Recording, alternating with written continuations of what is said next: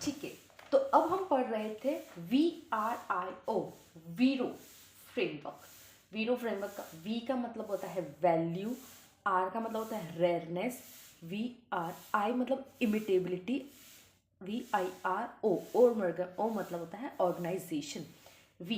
We का क्या मतलब होता है? वी का मतलब होता है कि आप कितनी वैल्यू प्रोवाइड कर रहे हो। क्या वैल्यू? आपका कितना कॉम्पिटेंस, कॉम्पिटेंस मतलब हमने लिख रखा है क्षमता।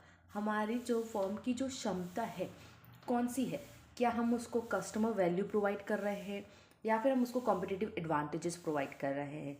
ठीक है, अगर आपकी बेसिक क्षमता मतलब थ्रेशोल्ड क्षमता अगर आपकी ये है कि आप सिर्फ और सिर्फ अपने ऑर्गेनाइजेशन को हेल्प करते हैं एग्जिस्ट करने के लिए बिजनेस में, तो आपको मेंशन करना पड़ेगा और आपको ये भी बताना पड़ेगा कि आपका जो कॉम्पिटिटिव एडवांटेज है वो आप नहीं प्रोवाइड करते हैं। ठीक है, क्योंकि जो कॉम्पिटिटिव एडवांटेज प्रोवाइड करने वाली जो कॉम्पिटेंस होती है वो कोर होती है, वो स्पेशल स्ट्रेंथ्स आती है, ऐसे ही नहीं आती है।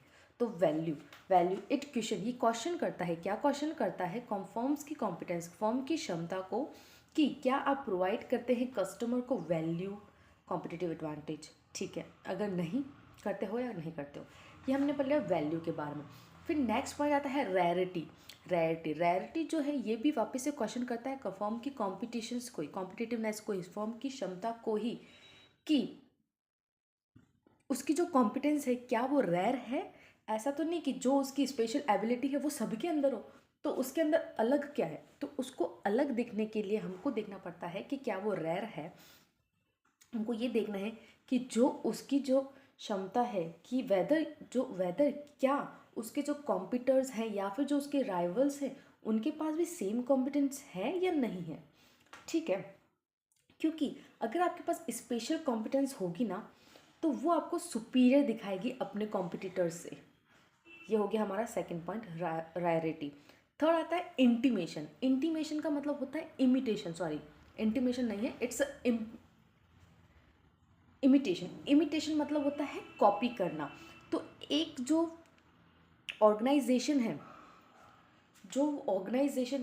उसका जो फर्स्ट बैरियर टू इमिटेशन, आप किसी को कॉपी ना कर पाना, मतलब बैरियर टू इमिटेशन जो है ये एक ऐसा फैक्टर है जो कि कॉम्पिटिटिव एडवांटेज, जो कि ड्यूरेबल बनाता है फर्म की कॉम्पिटिटिव एडवांटेजेस को।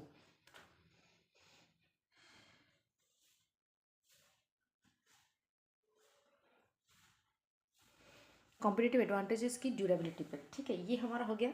क्योंकि जो है एक्सटर्नल रिसोर्सेज होते हैं, क्योंकि जो रिसोर्सेज होते हैं जो कि होते हैं टेंजिबल रिसोर्सेज को इमिटेट करना ईजी है,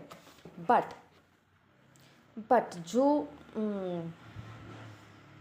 इंटेंजिबल रिसोर्सेज होते हैं उसको इमिटेट करना इम्पॉसिबल है।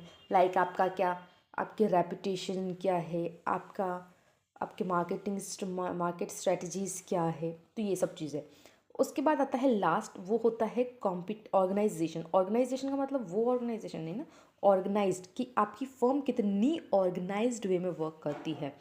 ठीक है, the level of which firm is organised to utilise, उसके रिसोर्सेज को यूटिलाइज करने के लिए वो कितनी ऑर्गेनाइज्ड है। जितने आपके ऑर्गेनाइज्ड होगा, ये फंडामेंटल है कि अगर आपका ऑर्गेनाइजेशन ऑर्गेनाइज्ड है, आपकी फर्म अगर ऑर्गेनाइज्ड है तो आपका ऑप्टिमल यूटिलाइजेशन ऑफ रिसोर्सेज होगा। आपके एम्प्लॉयज़ अच्छे होंगे। अगर आपके एम्प्लॉयज़ जो मोर रिस्क लेने के लिए एबल होंगे तो वो क्या होगा, वो मोर इनोवेशंस के लिए भी वर्क करेंगे, जिसकी वजह से हमारे जो रिसोर्सेज हैं वो अच्छे से यूटिलाइज होंगे।